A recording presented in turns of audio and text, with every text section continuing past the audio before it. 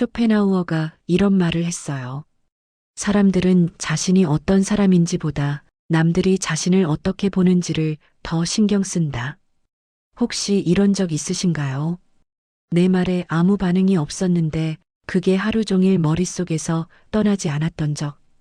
별일 아닌데 내가 뭘 잘못했나 계속 되짚었던 적. 그 마음 이상한 게 아니에요. 나이 들수록 더 그래요. 오래 살아온 만큼 시선의 무게도 쌓여온 거예요. 그런데 말이에요. 관계가 편한 사람들이 있어요. 남의 반응에 크게 흔들리지 않죠. 반대로 늘 지치는 사람들이 있어요. 작은 무시에도 하루가 무너지는 사람들. 이 차이, 이유가 있어요. 오늘 그 이야기를 해보려고 해요. 시선에서 조금 자유로워지는 것, 늦지 않았어요. 한 분이 이런 이야기를 하셨어요. 평생 남 먼저 챙겼어요.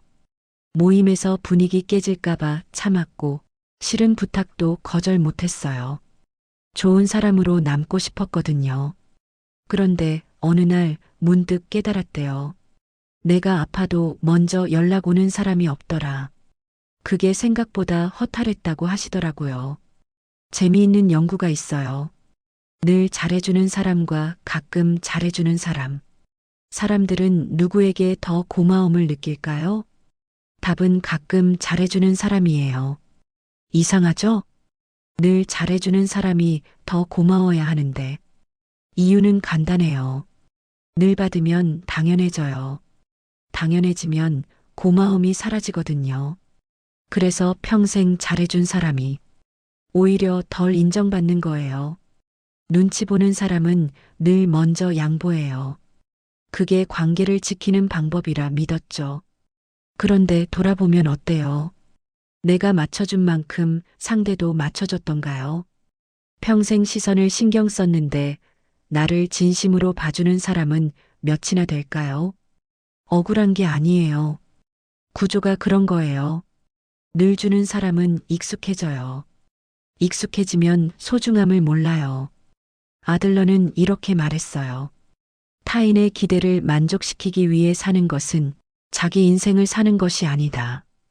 그런데요, 이상한 게 하나 있어요. 우리는 왜 이걸 당연하다고 믿었을까요? 누가 그렇게 가르쳤을까요? 그 시작, 생각보다 어릴 때로 거슬러 올라가요.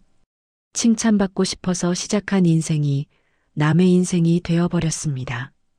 어릴 때 기억 하나 떠올려 볼게요. 시험 잘 봤을 때 부모님이 웃으셨죠. 착하다는 말 들으면 기분이 좋았어요. 칭찬받으면 내가 괜찮은 사람 같았거든요. 그때부터였어요. 어떻게 하면 인정받을까? 어떻게 하면 사랑받을까? 그 질문이 평생을 따라왔어요. 심리학에서는 이걸 조건적 자존감이라고 불러요. 쉽게 말하면 이런 거예요. 잘해야 사랑받는다. 잘못하면 버림받는다. 어릴 때 이렇게 배운 사람은 평생 남의 기준에 자신을 맞추게 돼요. 칭찬받으면 안심하고 비난받으면 무너지죠. 내 기준이 아니라 늘 남의 기준으로 나를 평가하게 되는 거예요. 그렇게 살다 보면 어떻게 될까요? 좋아하는 것도 남이 좋다는 걸 좋아하게 되고 싫은 것도 참게 돼요. 어느 순간 깨달아요. 내가 뭘 좋아하는지 모르겠다. 내 인생인데 내 것 같지 않다. 칭찬받고 싶어서 시작한 인생이 어느새 남의 인생이 되어버린 거예요. 철학자 에픽테토스는 이런 말을 했어요. 내가 통제할 수 없는 것에 행복을 걸면 넌 평생 불안할 수밖에 없다. 남의 시선은 내가 통제할 수 없어요. 그런데 거기에 내 행복을 걸었던 거죠. 그런데요. 이건 마음속 이야기예요. 밖에서는 어떻게 나타날까요? 사람들 앞에서 우리는 어떤 모습이 되어 있을까요? 그 모습 한번 들여다볼게요. 재미있는 실험이 하나 있어요. 사람들을 두 그룹으로 나눴어요. 한 그룹은 있는 그대로 대화하게 했고, 다른 그룹은 좋은 인상을 남기라고 주문했어요. 대화가 끝나고 질문했어요. 상대방 이름이 뭐였죠? 무슨 이야기 나눴죠? 결과가 흥미로웠어요. 좋은 인상 남기려 애썼던 그룹이 대화 내용을 훨씬 못 기억했어요. 상대 이름조차 흐릿했대요. 왜 그랬을까요? 가면 유지하는데 뇌 에너지를 다 써버린 거예요. 지금 내 표정 괜찮나? 이 말해도 되나? 저 사람이 날 어떻게 볼까? 머릿속이 이 생각들로 가득 차니까 정작 대화는 들어올 틈이 없었던 거죠. 경험 있으실 거예요. 긴장되는 자리 다녀오면 무슨 말 했는지 기억이 안 나요. 반대로 편한 사람 앞에서는 시간 가는 줄 몰라요. 그 차이가 이거예요.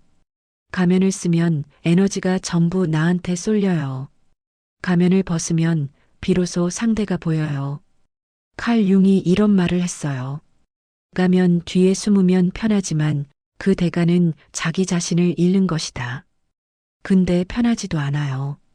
뇌는 지치고 마음은 텅 비고 좋은 사람으로 보이려 애쓸수록 진짜 나는 조금씩 흐려지는 거예요. 여기까지 듣고 나면 이런 생각이 들 수도 있어요. 그럼 어쩌라는 거야. 평생 이렇게 살아왔는데. 맞아요. 쉽지 않아요. 그런데 말이에요. 이걸 내려놓은 사람들이 있어요. TV에서 늘 웃고 모두를 챙기는 그 사람. 그 사람도 똑같았대요. 유재석 씨 이야기예요. 국민 MC라 불리는 사람. 늘 웃고 배려하고 모두를 챙기죠. 그런데 그분이 이런 말을 한 적 있어요. 모든 사람에게 좋은 사람이 되려고 했어요. 근데 그게 너무 힘들더라고요. 의외죠? 화면 속에선 늘 여유로워 보이는데 속으로는 모두의 눈치를 보고 있었던 거예요. 무명 시절 10년이 넘었대요. 재미없다. 웃기지 않다. 그런 말을 계속 들었대요. 그때마다 흔들렸대요. 내가 뭘 잘못하고 있나? 바꿔야 하나? 그런데 어느 순간 깨달았대요. 모든 사람을 웃길 수 없다는 것. 누군가는 나를 싫어할 수 있다는 것. 그걸 인정하고 나니까 오히려 마음이 편해졌대요. 재미있는 건요. 그렇게 내려놓으니까 사람들이 더 편하게 다가왔대요. 억지로 맞추던 시절보다 자연스러운 모습이 더 좋았던 거예요. 결국 그게 국민 MC가 된 비결이었던 거죠. 아들러는 이렇게 말했어요. 미움받을 용기가 있는 사람만이 진짜 자유로울 수 있다. 10명 중 2명이나 3명은 이유 없이 나를 싫어해요. 그건 내 잘못이 아니에요. 원래 그래요. 그런데요. 미움받을 용기 말은 쉬워요. 그래도 불안해. 그래도 눈치 보여. 이 마음 왜 안 사라질까요? 뿌리가 하나 더 남아 있어요. 어떤 분이 이런 말씀을 하셨어요. 명절 때마다 친척들 눈치 보느라 지쳤어요. 누가 뭐라 한마디 하면 며칠을 끙끙 앓았어요. 그런데 나중에 알았어요. 그 사람들 저 생각 안 하더라고요. 내가 그렇게 신경 썼던 사람들. 정작 그들은 나를 그만큼 생각하지 않아요. 쇼펜하우어가 이런 비유를 했어요.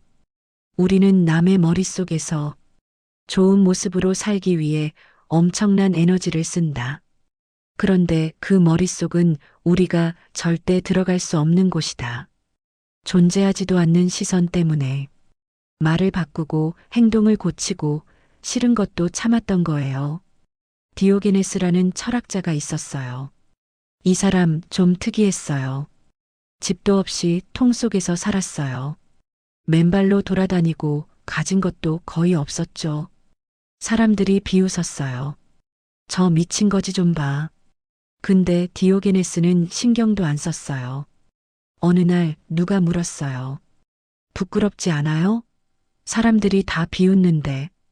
디오게네스가 대답했어요. 개들이 나를 비웃는 동안 나는 개들을 불쌍히 여긴다. 어느 날이었어요. 알렉산더 대왕이 직접 찾아왔어요. 세상을 정복한 사람이죠. 그 앞에서 모든 사람이 고개를 숙였어요. 알렉산더가 디오게네스 앞에 섰어요. 소원을 말해라. 뭐든 들어주겠다. 디오게네스는 햇볕을 쬐고 있었어요. 알렉산더가 그 앞을 가리고 있었죠. 디오게네스가 뭐라고 했을까요? 햇빛 가리지 마라. 그게 끝이었어요. 알렉산더는 어이가 없었대요. 그런데 돌아서면서 이렇게 말했어요. 내가 알렉산더가 아니었다면 디오게네스가 되고 싶었을 것이다. 세상을 다 가진 사람이 아무것도 없는 사람을 부러워한 거예요. 왜 그랬을까요? 디오게네스에겐 남의 인정이 필요 없었거든요. 황제가 와도 거지가 와도 똑같았어요. 자기 기준이 있었던 거예요. 모든 사람에게 좋은 평가 받으려는 순간 정작 나한테는 인정받지 못해요. 반대로 나 스스로 기준이 있는 사람은 몇 명의 시선쯤은 흔들리지 않아요. 그런데요, 내 기준대로 살아라. 말은 쉬워요. 그게 뭔지, 어떻게 찾는 건지. 마지막에 그 이야기 해볼게요. 세네카가 이런 말을 했어요. 우리는 남의 의견에 맞춰 살다가 정작 자기 자신과는 낯선 사람이 된다. 한번 생각해 보세요. 나를 가장 오래 본 사람이 누구예요? 나를 가장 잘 아는 사람이 누구예요? 나예요. 태어나서 지금까지 단 하루도 떨어진 적 없는 사람. 그런데 우리는 그 사람한테 가장 야박했어요. 남들한테는 잘 보이려고 애썼어요. 칭찬받으면 기뻐하고 비난받으면 무너졌어요. 근데 나한테는요. 칭찬은 안 하고 부족한 것만 봤어요. 잘한 건 당연하게 여기고 못한 건 오래 기억했어요. 남들 눈에 괜찮아 보이려고만 했지 내 눈에 괜찮은지는 한 번도 안 물었어요. 디오게네스가 흔들리지 않았던 이유 별거 아니에요. 나는 이게 좋다. 나는 이렇게 산다. 그게 명확했던 거예요. 황제가 와도 똑같았어요. 거지가 와도 똑같았어요. 남이 뭐라 하든 자기가 자기를 인정하고 있었던 거죠. 우리도 그래도 돼요. 완벽하지 않아도 돼요. 모든 사람한테 인정받지 않아도 돼요. 남의 시선은 왔다 가요. 칭찬도 비난도 결국 지나가요. 근데 나는요. 평생 나와 살아야 해요. 몽테뉴는 이렇게 말했어요.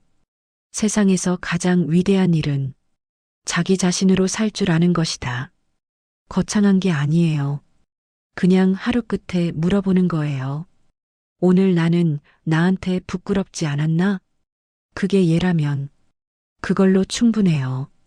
쇼펜하우어가 말년에 이런 글을 남겼어요. 행복의 비결은 간단하다. 남에게 좋은 사람이 되려 하지 말고 나에게 좋은 사람이 되어라. 이제 시선을 거두세요. 밖에서 안으로. 남을 보느라 바빴던 그 눈, 이제 나한테 줘보세요. 오늘 하루 나한테 따뜻한 말 한마디 해주세요. 수고했어. 잘하고 있어. 그 한마디면 돼요. 그게 진짜 자유의 시작이에요. 지금까지 짜투리 철학이었습니다. 구독과 좋아요 눌러주시면 다음 영상을 편하게 받아보실 수 있습니다.